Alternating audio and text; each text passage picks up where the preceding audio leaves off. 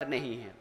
साथियों, जो ये सरकार है, जो ये बुलडोजर की सरकार नहीं, ये गद्दारों की सरकार है, गद्दारों की सरकार है।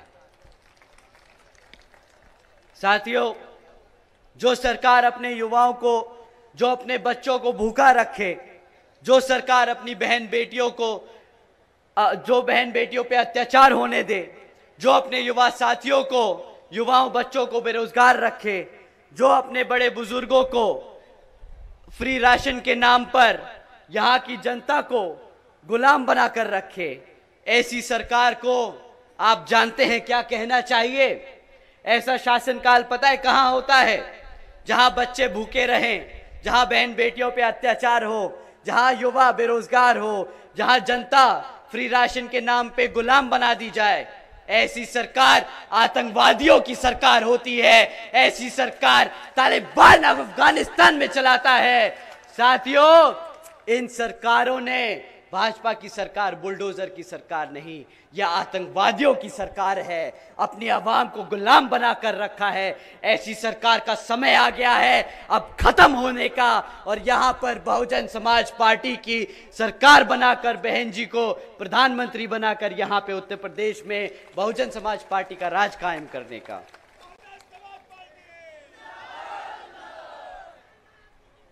साथियों, अगर हमारी बात थोड़ी ज्यादा छुप गई हो और इलेक्शन कमीशन को लगे कि हमें तालिबान नहीं बोलना चाहिए था या भाजपा को आतंकवादी नहीं बोलना चाहिए था, तो हम उनसे दरख्वास्त करेंगे कि यहां उतर के आके देखें और गांव-गांव में घूमें और पता करें कि यहां के जो बहन बेटियां हैं, जो हमारे युवा हैं, वो किस हालत में जी रहे हैं। वो खुद समझ जाएंगे कि जो हमने कहा वो गलत नहीं, वो सत्य है, वो सच है, वो हमारी आवाम आज जी रही है। साथियों, रोजगार पर एक और टिप्पणी करी थी आदरणीय प्रधानमंत्री जी ने। उन्होंने कहा था कि भाई सरकारी नौकरियां नहीं है तो क्या हुआ, सरकारी नौकरियां नहीं है तो क्या हुआ, भाई पकोड़े तो तल रहा है ना, वो भी तो रोजगार है। अब आप ही बताइए, इतनी पढ़ाई लिखाई कराकर अपने बच्चे को आप पकोड़ा तलवाएंगे क्या? बहुजन समाज पढ़ा लिखा समाज है, वो पकोड़े तलने के लिए नहीं पैदा हुआ है। वो यहां अपने भारत की संविधान के आधार पर चलकर अपने भारत को आगे बढ़ाने का काम करेगा। बहुजन समाज पहला समाज ऐसा होगा जो देश को आगे तरक्की की ओर लेके जाएगा।